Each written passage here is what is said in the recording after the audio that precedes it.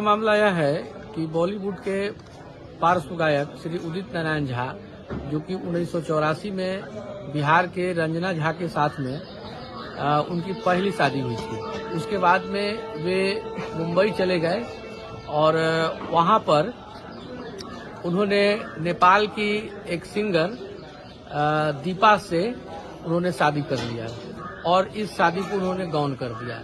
बाद में जब पहली पत्नी रंजना झा को जब मालूम चला तो इसके लिए वे काफी संघर्ष की, लेकिन उदित नारायण झा पहली बार तो इनको पत्नी मानने से भी इनकार कर दिया। जब उस समय का फोटो वगैरह सब जब इन्होंने जब सामने में जब लाया तब उदित नारायण झा ने इस बात को स्वीकार किया कि वो पहली पत्नी है, लेकिन पहली पत्नी को आज भी उदित नारायण झा के द्वारा पत्नी का दर्जा नहीं दिया जा रहा है और उनके अधिकारों से वंचित करने का प्रयास किया जा रहा है, जो कि मानवाधिकार कानून का उल्लंघन है। दूसरी सबसे बड़ी बात यह है कि हिंदू अधिनियम में जो शादी का प्रावधान है, उस शादी में जब तक पहली पत्नी से डाइवोर्स क्लियर नहीं होगा तब तक दूसरी शादी हो ही नहीं सकती है।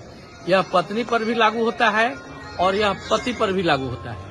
तो पति भी बिना डाइवोर्स की दूसरी शादी कर नहीं सकते हैं और पत्नी भी बिना डाइवोर्स की दूसरी शादी कर नहीं सकती है। तो यह कानून उदित नारायण के लिए अलग से तो नहीं बनता है कि उदित नारायण बहुत बड़े सेलिब्रिटी हैं तो उनके लिए एक अलग से कानून बन जाएगा और एक सामान्य आदमी के लिए अलग से कानून बन जाएगा। कायदे से उदित नारायण बीएनएस कानून के 82 क्लॉज 1 के, और दूसरी बात यह है कि हमने मानवाधिकार आयोग में इसके लिए 2 पिटीशन हमने दाखिल किया है, एक राष्ट्रीय मानवाधिकार आयोग नई दिल्ली और एक बिहार राज्य मानवाधिकार आयोग पटना के समक्ष। और हमने यह डिमांड किया है कि इनकी दूसरी जो शादी है, चूंकि पहली शादी तो बिना डाइवोर्स के हो गया, तो दूसरी शादी ऑलरेडी शून्य शादी हो जाएगी। और इतना ही नहीं, दूसरी शादी गैर कानूनी शादी भी मानी जाएगी। तो दूसरी शादी को शून्य कर दिया जाए और दूसरी शादी को गैर कानूनी हो और पहली शादी तो वैध है ही, वह कंटिन्यू रहे। और जो रंजना झा जो संघर्ष कर रही है न्याय के लिए, उनको पत्नी का दर्जा मिले और उनके जितने भी उनके मानवाधिकार हैं वह जो है सो मिले। और इसके लिए मानवाधिकार आयोग को इसमें सख्त होने की जरूरत है, नहीं तो मालूम चलेगा कि सारे सेलिब्रिटी के लिए अलग अलग कानून बनना शुरू हो जाएगा और सारे सामान्य आदमी के लिए अलग अलग कानून बनना शुरू हो जाएगा।